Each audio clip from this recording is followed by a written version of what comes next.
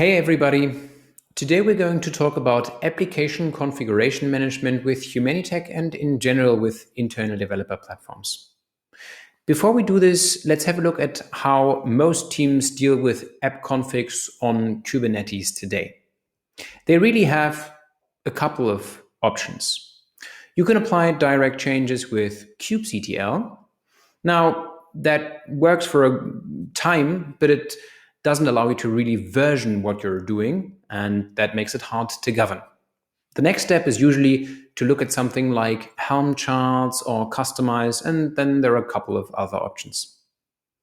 Now you can version comparably well, and that scales through a couple of services and it scales through a couple of colleagues working on that. You have to get the hang of it, but it's not that hard to write a Helm chart.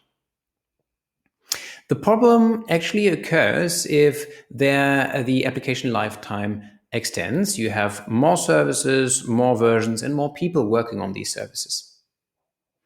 Helm charts in a repository are actually fairly hard if you have to version them and if things go sideways.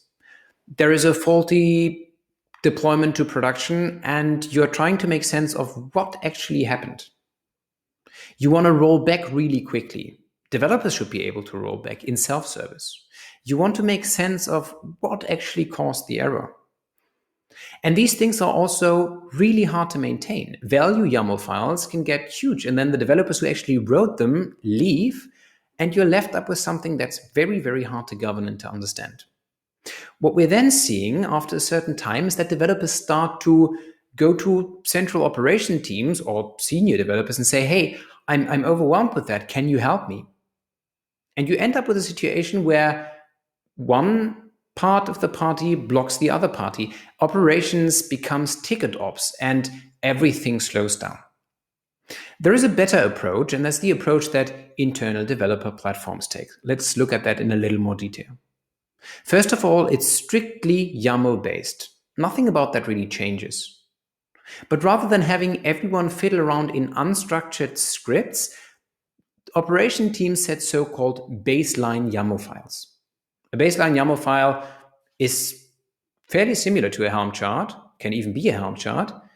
It expresses a couple of baseline configurations that you want to have in every workload. Those can be things like annotations for Datadog, the fact that you want to have HashiCorp Vault start up as a sidecar container every time. It can be a CPU minimum allocation. Any of these things can be scripted in a baseline YAML file. There are no restrictions at all. Once you're done, you're checking these baselines in with Humanitec's platform API. If a developer actually wants to apply changes in a certain workload to a configuration, he or she doesn't do that in the baseline YAML, but rather through a CLI or user interface or the API directly by applying so-called diffs. They can do everything. They can add a new database, add environment variables, override the CPU allocation, add liveness probe, deal with ingress, doesn't matter. Everything happens as a diff. Now at deployment time, the platform API will say, aha, I'm supposed to make a deployment to, let's say, a staging environment. The platform API already knows what the infrastructure is supposed to be, that is supposed to be wired up. And it will now take the diffs that the developers apply to the configs, apply them to the baseline YAML, create a fresh set of manifests, make sure all of the resource dependencies are injected. It will then save these files to the repository and execute them against the Kubernetes API.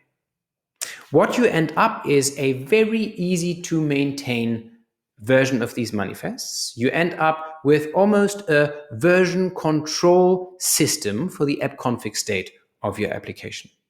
You can diff different deployments and see instantaneously what changed between deployments, pinpoint errors, roll back in self-service. And because there's so much consistency in the way these manifests are created, you can govern and maintain them over a very, very long period in time.